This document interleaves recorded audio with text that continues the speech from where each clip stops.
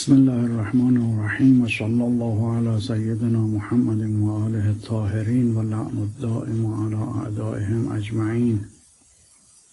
رب اشرح لی صدری و یسر لی امری واحلل عقدة من لسانی یفقهوا قولی.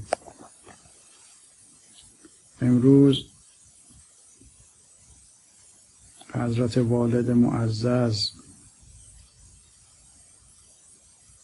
حضرت محمود امجد، مرد خدا محمود امجد، به بنده امر فرمودند که باید تو لایف بگذاری. از توان من خارجه، من دارم اذیت میشم، چون خیلی از حرفا رو میخوام بزنم، نمیتوانم مثل تو بیان کنم. وقتی نمیزنم ناراحت میشم، اذیت میشم که چرا نمیتوانم، و لذا خلاف رضای خداست اگر تو حرف نزنی. منم واقعا اطاعت امر کردم، چون من واقعا به خاطر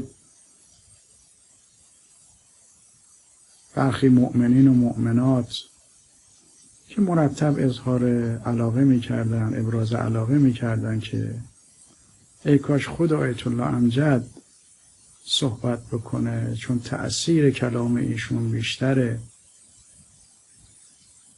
خب منم واقعا رغبت اولیم این بود ایشون صحبت کنه، احیانا جای نیاز به تبیین باشه من بعد از ایشون لایو بگذارم. خب ما دیدیم لایو میگذاریم و بعد ایشون دیگه مرتب مشتاق لایو هست و بعدم حاضر نیست صحبت بکنه، لذا آمدیم مدتی تعطیل کردیم این لایو رو که بلکه ایشان به صحبت بیفته. خب الان هم دارم میبینم ایشون 2 جلسه لایو گذاشته. قرار بود این اعیاد مقدس، این اعیاد رجب و شعبان تا شروعی باشه برای صحبت ایشون، تا ماه مبارک هم همه شب‌های ماه مبارک بتوانیم از وجود ایشون در لایو استفاده کنیم، از بیانات ایشان. من امروز دم خیلی داره به این مرد خدا فشار میاد با یه حالتی، و من واقعا استغفار میکنم که چرا باید در تبعیت از سلیقه عوام ایشون رو مجبور کنم به صحبت کردن. لا یکلف الله نفسا الا وسعها. بعد ایشون میفهمه تو هر چی میگی از باطن من میگی، همون حرفایی که در باطن من هست، در سینه من هست، خدا به تو بیان داده، تو بیان میکنی. من نمیتونم، من نمیتوانم دیگه، حالا من چی بگم اون وقت؟ لذا شرمندم در دستگاه خدا. معلومه این مدت که لایو نگذاشتم، چون ایشون هر هفته منتظر لایو بود. میفهمون من معتاد شدم به این لایو ها. خب مردان خدا هم زیاد هم، هر یکیشون واحد کل الف الف الف هم. هر کدومشون امت هم. یکی از مردان خدا، از مستمعان الهی، خب همین بیانات ما رو که ایشون میفهمه از باطن ایشون ما داریم صحبت میکنیم، داره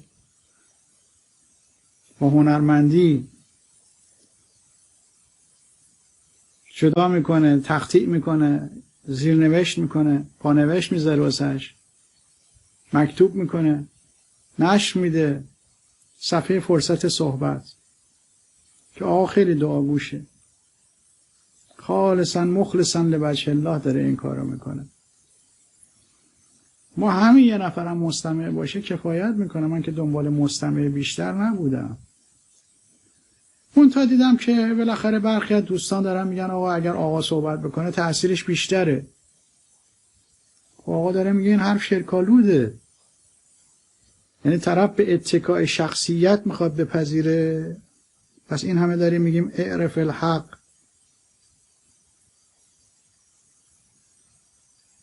اعرف الحق، اعرف الحق تعرف اهله. از بیان مولا امیرالمؤمنین این مؤمنین و مؤمنات توجه ندارن به این مطلب امیرالمؤمنین؟ به سخن نگاه کن، به مطلب نگاه کن، نگو حلقوم کی در میاد. خب حضرت فرمود انظر الی ما قال ولا تنظر الی من قال. وقتی یک کلامی به گوشت میرسه نگو گوینده این کیه. ببین این سخن چیه؟ اعرف الحق تعرف اهله. آقا میفهمم اون وقت من به خاطر یه عده‌ای که میگن اگر فلانی حرف بزنه تأثیر داره، بعد کدوم تأثیر؟ کدوم یکی از این خوبان و بزرگان آمدن به استقبال سخنان صریح ایشون داره میگه من بارها اعلام کردم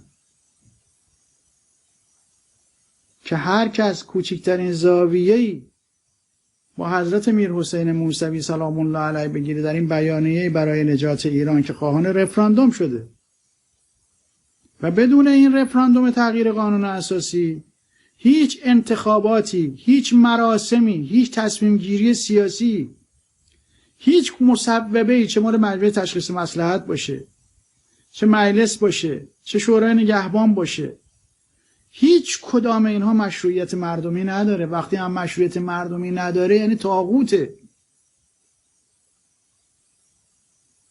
برای اینکه حکومت باید با رضایت شهروندان باشه. امروز آقا دیگه خودتونم که متوجه شدید که اکثریت غالب شهروندان و به اجماع نخبگان فکری، من میگم اکثریت معتنابه شهروندان، قاطبه شهروندان، ولی وقتی میگم نخبگان اخلاقی، به اجماع نخبگان اخلاقی فرهیختگان، این نظام نامشروعه.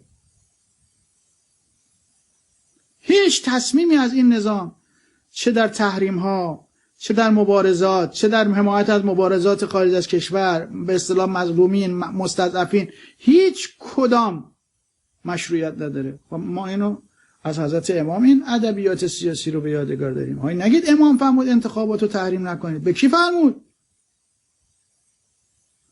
این امام همون امام بود که انتخابات شاه رو تحریم کرد. هنگش هم خورد. گفتن این مخالف رأی دادن زنانه، این مخالف اصلاحات ارضیه. با وجودی که بازار تهمت رواج داشت و حتی ملیون جرئت نمی‌کردن با تحریم امام همراهی کنن. حتی نهضت آزادی، ملی مذهبی ها، حتی علما و مراجع،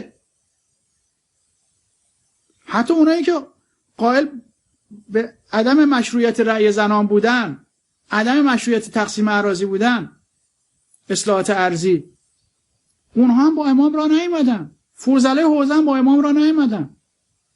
امام تنها ماند. با این وجود موضع خودشو گرفت. پس من از همون امام یاد گرفتم که باید حق رو بشناسید، رو در بایستی هم با کسی نداشته باشید. امام چی میفرمود؟ فرمود من با احدی عقد اخوت نبستم. یعنی چی؟ یعنی نه با فرزند خودم، نه با همسر خودم، نه با هواداران خودم، نه با کسانی که پای من کتک خوردن، اعدام شدن، شلاق خوردن، شکنجه شدن. با احدی در عالم من عقد اخوت نداشتم. با هیچ کدوم مراجعم عقد اخوت نبسته.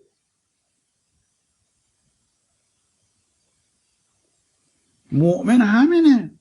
مؤمن در صراط حق با احدی عقد اخوت نمیبنده. چرا؟ عقد اخوت چیه؟ یه عصبیت داشته باشی نسبت به تعصب داشته باشی. همون تعصب قبیلگی میخواد بیاد توی عقد اخوت. نه. پیغمبر خدا در اون زمان عصبیت قبیله‌ای فرمود انصر اخاک ظالما و مظلوما. یعنی چی؟ گفتن یا رسول الله یاری به برادر مظلوم رو میفهمیم، یاری به برادر ظالم چه صیغه‌ایه؟ فرمود کفه عن الاذى و الظلم. مانع ظلمش بشی.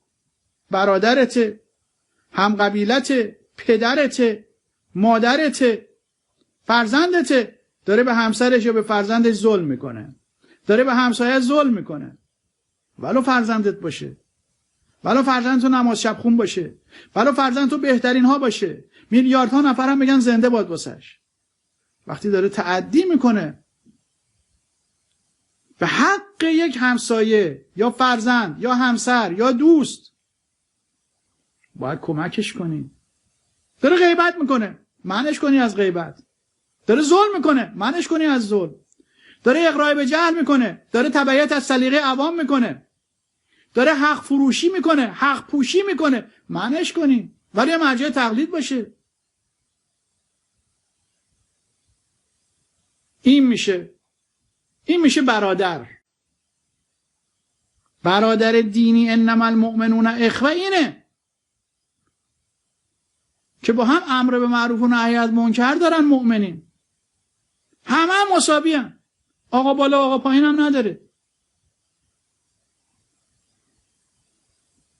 امام فرمود من با احدی عقد اخوت نبستم.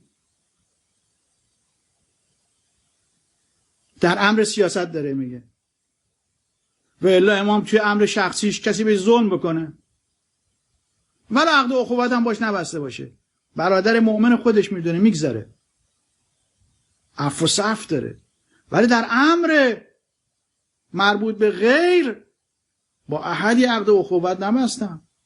فرزندم باشه به عروس هم داره ظلم میکنه، یا به نوام، یا به همسایه‌اش، یا به همکارش، یا به مادونش.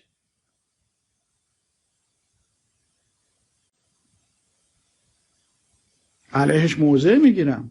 به تعبیر شیخ شهید راغب حرب لبنانی رضوان الله تعالی علیه، الموقف سلاح مؤمن همه موضع گیریشه. همین که میگه من با احدی عقد اخوت نبستم، همه عالم من میفهمن، از همسر و فرزند و نوه و همسایه و همکیش و هم لباس و هم عنوان و همه اینا حساب کار میاد دستشون دیگه. میگن آقا این الان محمود امجد هم همینجوره، با احدی عقد اخوت نبسته تو عالم.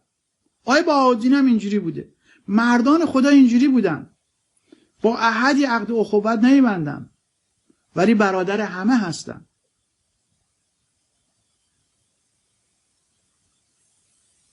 انصر اخاک، نصرت میکنن برادران، یعنی هم نوعان خودشون رو.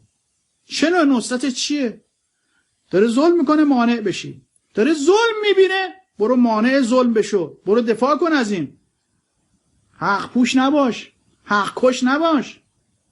نه حق کش باش یعنی ظالم، نه حق پوش. بگه حالا من الان خیلی جریانات علیه این آدم هستن، من الان ولو مظلوم و اینا بالاخره افراد دیگه هم هستن، بذاریم اول دیگران. نه، این مؤمن نیست. این آدم این مؤمن نیست. پیغمبر، انبیا، اولیا، اوصیا از یه همچی آدمی ولو نماز شب خون باشه، رو آب راه بره تو هوا بپره، آب دهنش هم شفا باشه، غیر از اینه 100,000 سال هم عبادت کرده باشه، حسب نسبش هم به انبیا برسه، دیگه از این بالاتر در دستگاه خدا کوچکترین ظلمی یه همچی آدمی انجام بده یا موافقت با ظلم ولو با سکوت، نه انسان فقط، به حیوان. بابا اینا توی ادبیات دینی ماست. اون عابدی که 70 سال عبادت میکرده، 2 تا بچه داشتن، یه خروسی رو این میکشیده اون میکشیده، خروس داشته جام میداده، این دلش نمیاد نمازشو به هم بزنه بشکنه بره اون خروس رو نجات بده. خدا میگه این رب قهر جهنم. 70 سال عبادت شرط نیست تو دستگاه خدا، که شرط اینه که اینجا نمازتو بشکنی تا مؤمن باشی. شرط اینجا پستت از دست بدی به خاطر یک احقاق حق، ولی این پست ریاست جمهوری باشه، ولی این پست رهبری باشه. ببین آقای خمینی هرچی گفته در وجودش تجلی داشته، حرف نبوده. آقای خمینی وقتی میخواد قطعنامه رو بپذیره، هاشمی میگه اجازه بدید من اعلام کنم پذیرش رو. رحمت الله علیه. عاشق امامم بوده واقعا. توی کل رجال مملکت اونی که خیلی فدایی امام بود هاشمی بود. امامم خیلی اون رو دوست داشت، همه رو دوست داشت، اون رو خیلی دوست داشت. ظاهر هاشمی هم این نبود های امام بکنه. خیلی از این خط امامی ها امام میکردن، نه،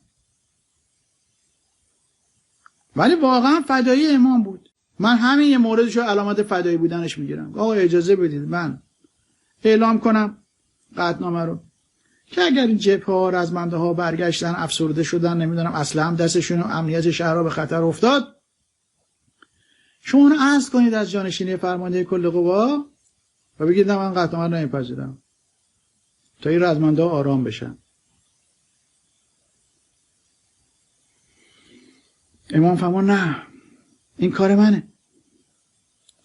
اگر رزمنده‌های همشه حرکتی کردن امنیت شهر بخاطر شما منو عزل کن از رهبری و منو تحویل دادگاه بده. بگو با حرف تو، با فرمان تو این بچه‌ها رفتن کشته شدن، این مادرها داغدار شدن، حالا اومدی صلح کردی؟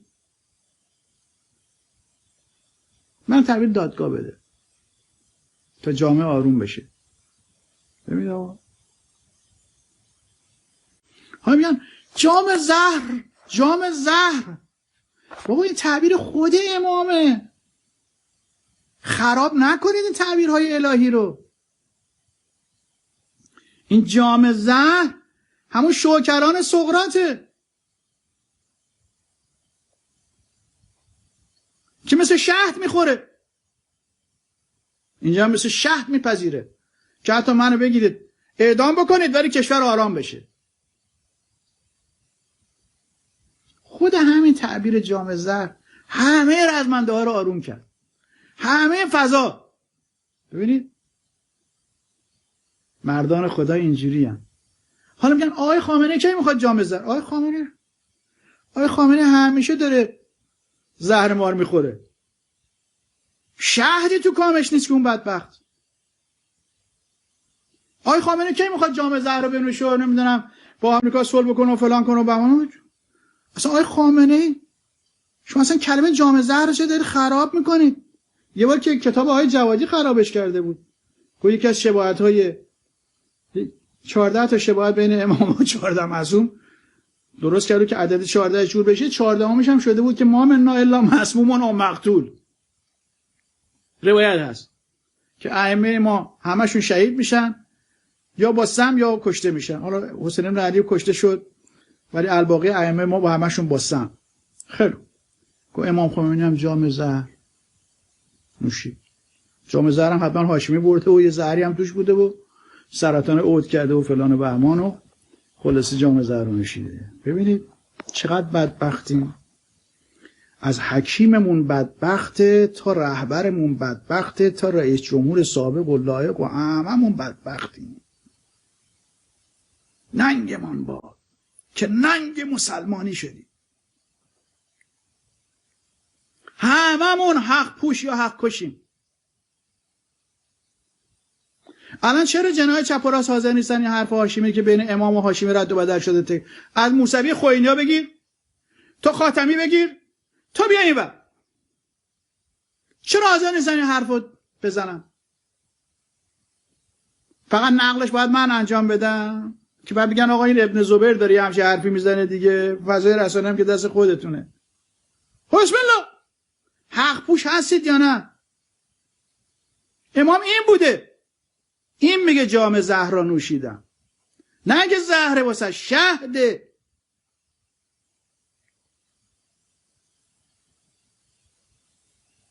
سقراط وقتی شوکرانو بهش میدن میشه شهده واسش که از موضعش پایین نیومده، حکم اعدامش هم صادر کردن. می نوشه. شهده. امام نمیگه اگه دادگاه به من حکم اعدام صادر کرد دادگاه ظالمه. داره میگه نتیجه اینه که ولو دادگاه منو بگیره اعدام بکنه ولی جامعه آرام بشه، امنیت مردم به خطر نیفته، برای من احلا من العسله.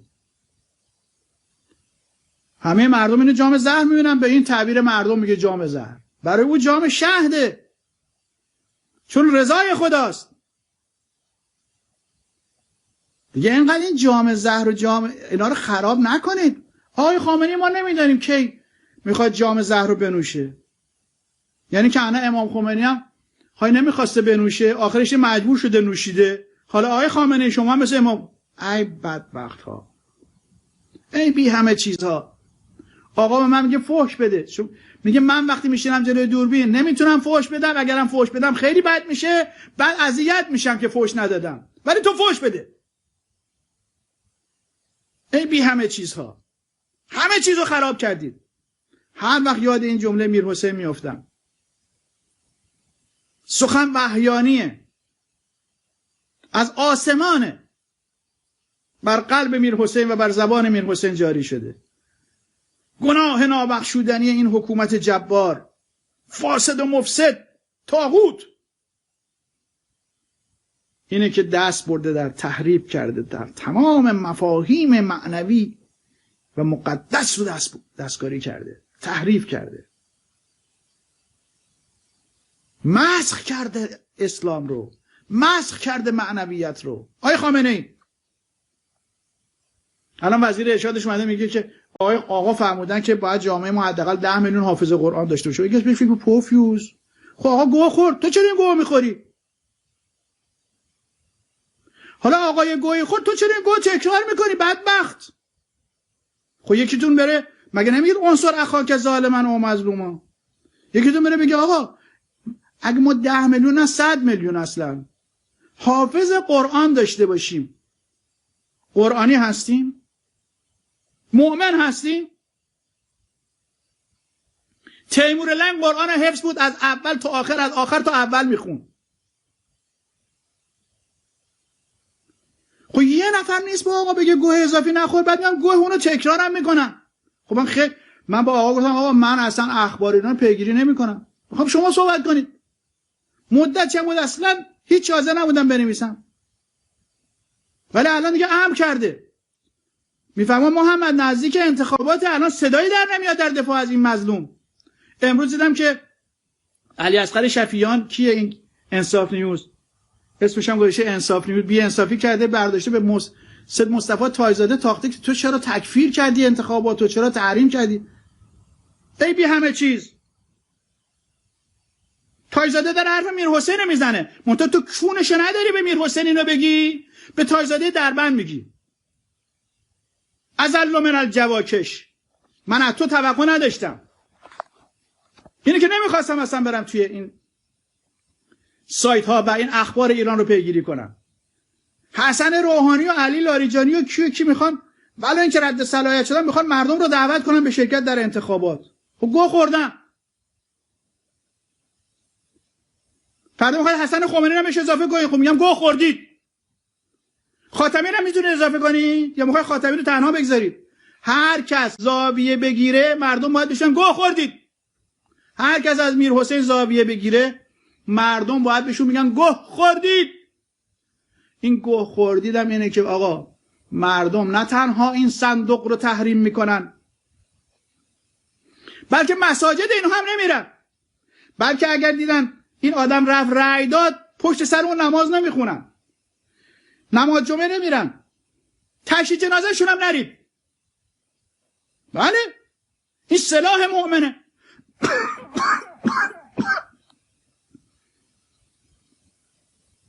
سلاح مؤمن همینه.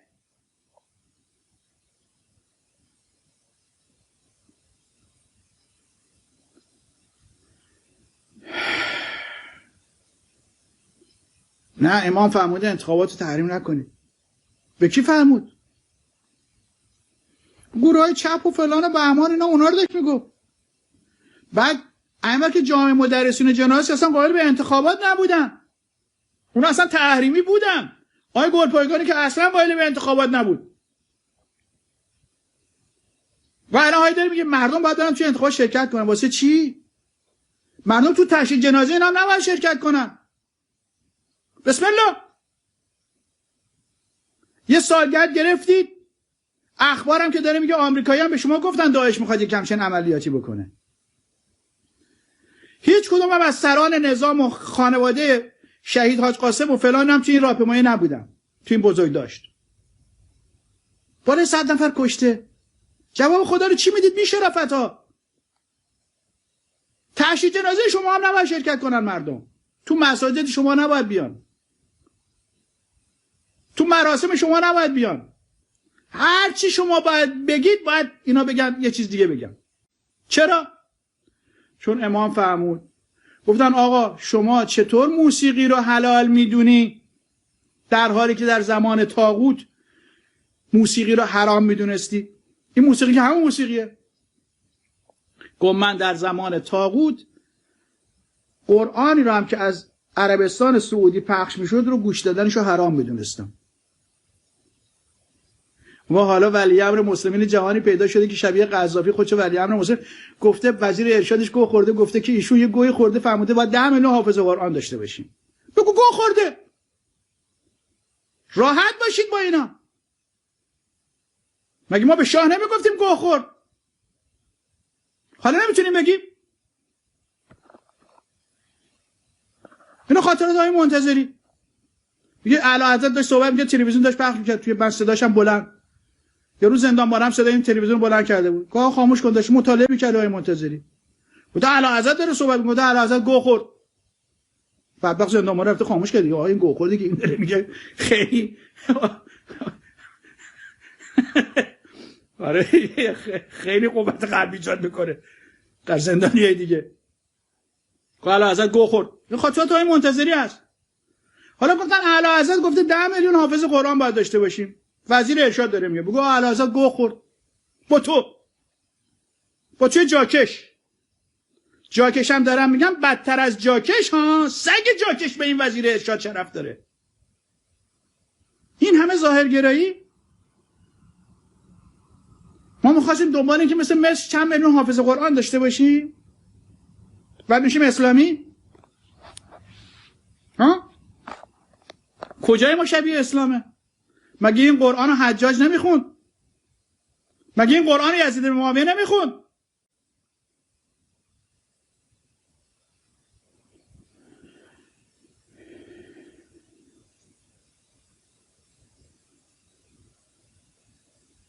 فقط برای پوز که به مصر و سعودی بگه آقا ما هم اینجا چند میلیون حافظ داریم.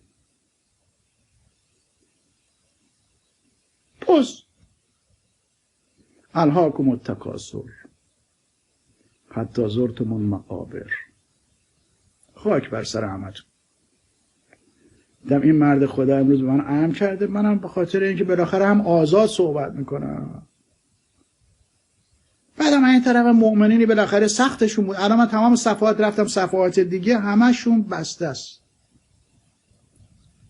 اینا بعد اینکه لایو بخوایم بگذاریم تو آقا هم کرد من تمام شبای ماه رمضانم صحبت کنم. چشم. همینجوری هم صحبت میکنم. گفتم آقا من که نمیخوام صحبت کنم، افراد بلند میشن میان با فیلتر شکن زحمت میافتن، به خطر میافتن. وقتی شما صحبت بکنید باز یه حاشیه امنی داره اونی که میاد پای صحبتات. الان اینا که اومدن اینجا حاشیه امن ندارن، خب با فیلتر شکن مای 500,000 تومان فیلتر شکن فلان میان اینجا، بعد قطع و وصل. الان فرصت صحبت وقتی اینا رو ضبط میکنه میخواد پخش بکنه اصلا صدا قطع و وصله. تو ایران اصلا اینجوریه، مردم دارن اذیت میشن. من یه بی‌رغبت شدم به حرف زدن، ولی ایشون داره میگه آقا من نمیتونم حرف بزنم، دارم اذیت میشم. هم وقتی میخوام حرف بزنم دارم اذیت میشم، هم وقتی حرف نمیزنم دارم اذیت میشم. و تو هم که هیچی نگی، مردم چه کار کنن؟ فردا میخوام میان حسن خمینی، علی لاریجانی، نمیدونم حسن روحانی، کی چند تا آدم محترم. من محسن هاشمی گفته که آقایونی که کاریزما دارن بیان وسط. خاک بر سرت محسن جان، خیلی دوستت دارم ها، ولی یه گویی خوردی نمیدونی معنی کاریزما چیه. کدوم اینا کاریزما دارن؟ مگه معبون کاریزما داره؟ معبون به خاطر ابنش مطلوب اهل دنیاست. چرا کاریزما رو خراب میکنی؟ گفته آقای خاتمی، آقای کی، اینا پاشن کاریزما دارن. آقای خاتمی رو میخوان مجبور کنه که از با میر حسین اسم خاتمی رو میارن که خاتمی هم بنده خدا آخرش یه جوری زاویه بگیره با میر حسین. امروز هم که شفیعیان دیدم داره به سید مصطفی تایزاده توی زندان داره میتازه که تو با تحریمی ها و تکفیری ها چه فرقی داری و فلان معین. خاک بر سرتون. یه آدم حری مثل تایزاده وایساده پای میر حسین، اون یه حر رو میخواید از میر حسین بگیرید. اون محمود حمزه ناراحته، میگه چرا حرف نزنی؟ چرا فحش ندی؟ چرا واضح صحبت نکنی؟ دنیا آزاده. ولو بلوکت بکنن یک صفحه دیگه باز کن. الان من این صفحه جدید عنوانش هم حلف الفضوله. این صفحه هم چند روزه میخوام ببندم یک صفحه دیگه باز میکنم. تمام صفحات ما رو بستن. صفحات حاج آقا هنوز بلوکه. تا که بلوکا بعد 3 ماه بیشتر طول نکشه. ببین از کی تا حالا صفحه حاج آقا رو و ما رو بلوک کردن، بازم نمیکنن. اینم امروز به خاطر این مرد خدا. و استغفار میکنم که این 2 جلسه آقا رو مجبور کردم حرف بزنه. الان هم رفته تو فکر میگم ما واسه شب 27 میخوام صحبت کنم، نمیتونم صحبت بکنم، تو باید صحبت کنی. گفتم چشم. اینم کردم مقدمه شب 27. چون ایشون فهمود 27 نیمه شعبان. ما خواستیم آقا این حداقل این اعیاد رو ایشون صحبت کنه. 13 رجب بود و میلاد امام جواد بود و 13 رجب بود و 27 مبعث باشه و نیمه شعبان تا برسیم رمضان. گفتم آقا رمضان هم شما صحبت کن، 5 دقیقه صحبت کن، بعد من چش در تبیین. گفت نه اونم سختمه. بذار من استغفار میکنم که تا الان من مهمان عزیز خودم رو اذیت کردم. انقدر شاد شد وقتی پذیرفتم، انگار یه کوهی رو روی دوشش برداشتم. چون از یک طرف داره برای این مردم ستم دیده دلش میسوزه و این از ما بهتران جواکش، معبون، بی همه چیز، که به تعبیر آقا محسن میگه کاریزما داره. آقا روسپی و معبون که کاریزما نداره که. هر کس به غیر رضای خدا عمل بکنه من بهش میگم معبون، میگم روسپی. تازه یک پرانتزی داره ها، حذف مقدر داره. یعنی کسی که چرا بهش میگم معبون یا روسپی؟ چون خودش رو قطعا از معبون و روسپی بهتر میدونه، یعنی ابلیسه. بعد من اینجا پرانتز داره، این مخففشه. یعنی سگ معبون و روسپی شهر نو و سکس ورکر توی کل اروپا و هر جایی که هست، سگش هزاران هزار بار شرف داره بر دین به دنیا فروش. چون فقط در مورد دین به دنیا فروش گفته شده روایت از پیغمبر. امام خمینی هم اینو نقل کرده، توی تلویزیون هم پخش شده که دین به دنیا فروش یعنی هم که لباس دین پوشیده، ظاهرش دینیه و به قول آقا محسن هاشمی کاریزما داره، ولی حق پوش و حق کشه. حق پوش هم نباشه، حق پوش قطعا هست که حق کشی بالاتر از حق پوشی نیست. چون میبینی که نابینا و چه هست، اگر خاموش بنشینی گناه هست. حق پوشی ظلم عظیمه، ذنب لا یغفره.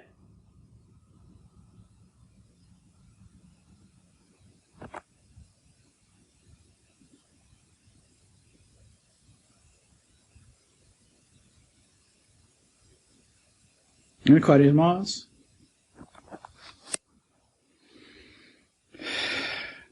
امام فرمود از پیغمبر خدا نقل کرد یه همچین حق پوشی که کاریزما داره، به تعبیر آقای محسن هاشمی عزیزم، خیلی دوستش دارم، به گردن ما هم حق داره دیگه. حالا بالاخره اینا اونجا مجبورن یه جوری دیگه حرف بزنن. ما هم اینجا خداوند نعمت آزادی رو، ادعای نعمت آزادی رو دریغ نکنیم برای همین دوستانمون. اگه من میدونم همین چیزی که دارم میگم توی دل آقا محسن هاشمی میگذره، نمیتونه بیان کنه. بعد من چرا باید سکوت کنم اینجا؟ حتی خدا این توفیقو داده، این امکانات رو داده. خب من به جای همه این مؤمنینی که نمیتوانن، زبان بریده هستن، به جای اون حرف بزنم، به جای خاتمی حرف بزنم.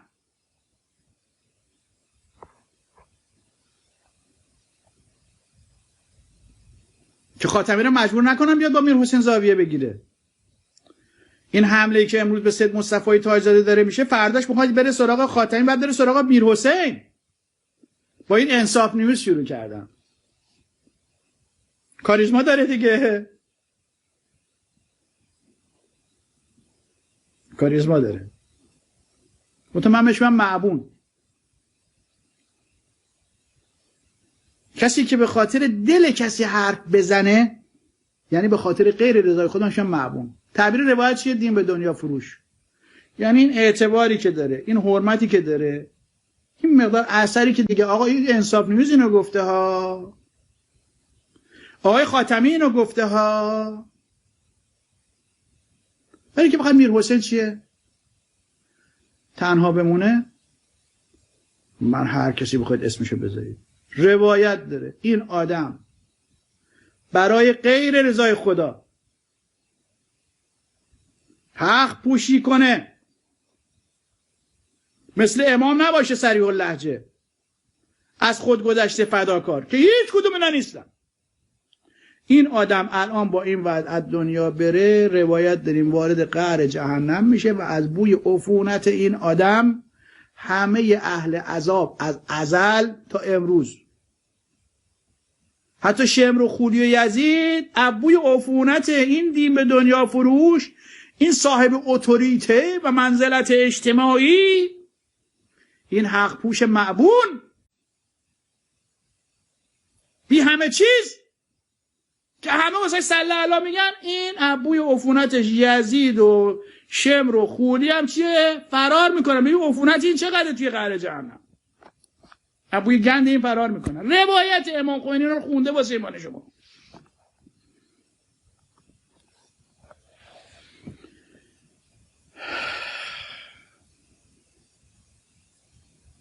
میر حسین رو تنها نمیگذاریم. این مرد خدا داره میگه جز بیانیه میر حسین، کوچکترین زاویه با این بیانیه، حتی فردا میر حسین هم مجبور کنید، خاتمی هم مجبور کنید، یا عاقل خب تو این انتخابات تحریم نکنیم فعلا. ما میگیم آقا اینا از سر تقیه حرف زدن دیگه، حرف اعتباری نداره که، برای که امام معصوم به ما معیار داده دیگه، معیار داده. بعد میگه آقا هر چی از ما خلاف قرآن شنیدی بزوم بکوب به دیوار. قرآن جدا مسلمات سنی و شیعه بوده دیگه. همه چهار مذهب که دیگه روی قرآن چیز داشتن که حالا یه جایی بعضی از مذاهب از قرآن فاصله گرفتن، یه حرفی از دهان ما در مورد موافق اون مذاهب معلومه روی تقیه است، بکوبش به دیوار. فردا میر حسین هم بیاد پشت تلویزیون، خاتمی رو بیاد پشت تلویزیون بگه آقا نه، حالا قبل از رفراندوم این انتخابات محمود امجد، همه مردان خدا، همه مؤمنین و مؤمنات، همه اهل حق میگن آقا این تحت فشار این حرف رو زده، تقیه است، فضربوه علی الجدار. بس خیلی آب در هاون نکوبید، بدبختای درمانده مفلوک مثل خر تو گل گیر کردید. خودتون هم میفهمید مردم استقبالی نمیکنن. این همه امام جمعه معبون رو فرستادید، های دارن میگن اگر شرکت نکنید فلان، اگر شرکت نکنید فلان، همشون هم معبونن بدبختا، معبون های رسوا. یعنی حتی آقا محسن هاشمی حاضر نیست به این معبونا بگه اتوریته، میگه اتوریته دیگه واسه این معبونا قائل نیست. رفته سراغ یه سری معبونای خوشنام مثل علی لاریجانی و اینا، میگه آقا اینا بیان وسط، بیان یه لیست بدن، نذارن آقا کشور دست تندرو و جبهه پایداری بیفته. حداقل یه تعداد نماینده مردم بگو اصلا کل مجلس بشه نمایندگان ملت. تو این سیستم سیاسی مجلس تاثیرگذاره؟ نماینده تاثیرگذاره؟ رئیس جمهور تاثیرگذاره؟ اینه که جناب ابوالفضل قدیانی سلام الله علیه خوب تشخیص داده و صریح هم داره میگه ام الفساد مستبد ایران علی خامنه ای است. ام الفساد این الفساد باید از قدرت بکشه کنار تا قدرت به ملت تفویض بشه. نکشه کنار، خودش با دست خودش گور خودشو میکنه. چون هیچ دیکتاتور و مستبدی تا ابد سر کار نبوده. هر مستبدی با استبداد رأی خودش با دست خودش گور خودشو میکنه. فرمایش امیرالمؤمنینه: من استبد به رأیه هلاک. مستبد ایران خودش رو هلاک کرده با استبداد رأی، با تفرعون. تمام اینا هم که دارن زوزه میکشن مثل شغال در حمایتش، همه اینا دیوار همین مستبد که کوتاه بشه، همه این جواکش، همه این معبونهای معمم و غیر معمم، مستبد و با یک گونی 10 میلیون دلار طرف جایزه میذاره واسش، با 10 میلیون دلار یکی از اینا گزارش میده اینو تحویل میده یا جاشو تحویل میده که بزنن. تمام همینه که امروز دارن زوزه میکشن به نفع مستبد. اینه که گوله این زوزه کشی ها رو نخورن. مؤمنین مواظب باشن. فردا هر کسی رو آوردن گفتن توی انتخابات بگید نه حجت بر ما تمامه. حالا همه اینا بگن امام خمینی هم بیارید دیگه آقا توی این انتخابات شرکت کنید، ما میگیم نه. چون امام صادق فرموده بگو نه. چون میگه امام خمینی رو، امام صادق رو تو طبق معیار بشناسی حرفش رو. خلاف معیار باشه بعد دیگه تقیه صادر شده.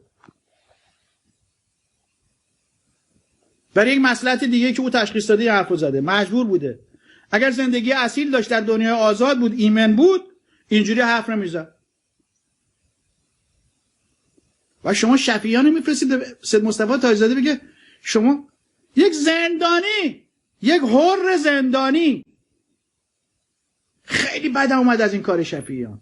توی همه این معبون هایی که همین حاضر نبودم اخبارشون پیگاه، یه دفعه من ببین چون این انصاف نیوز یه بارم یه مطلبی از ما رو منتشر کرد تو با یه تیتر دیگه، دورادون ما یه دل خوشی ازش داشتیم. تیترش هم زده بود چیز دیگه.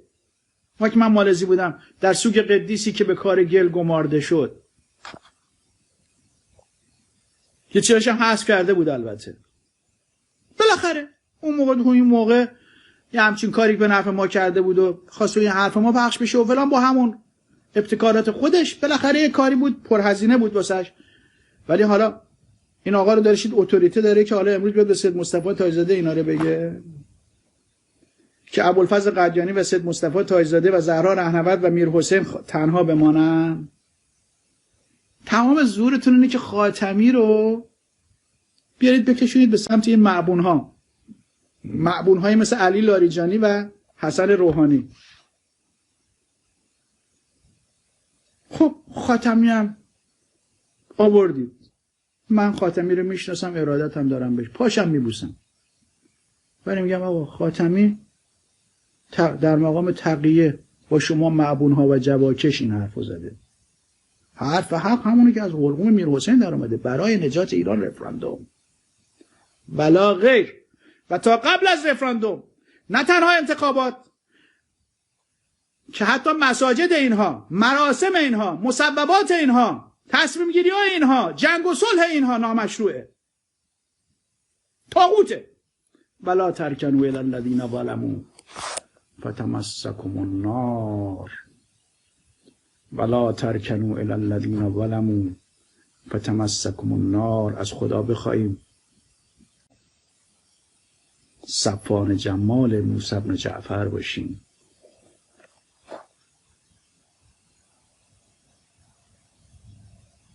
موسی بن جعفر زندانی امروز ما میرحسین از همه صفوان جمال ها میخواد حر باشن به حکم آیه ولا ترکنوا الی الذین ظلموا فتمسکم النار.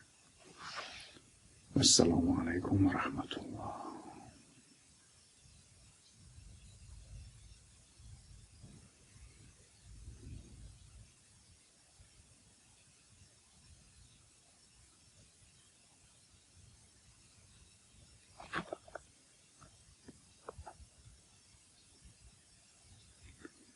خدا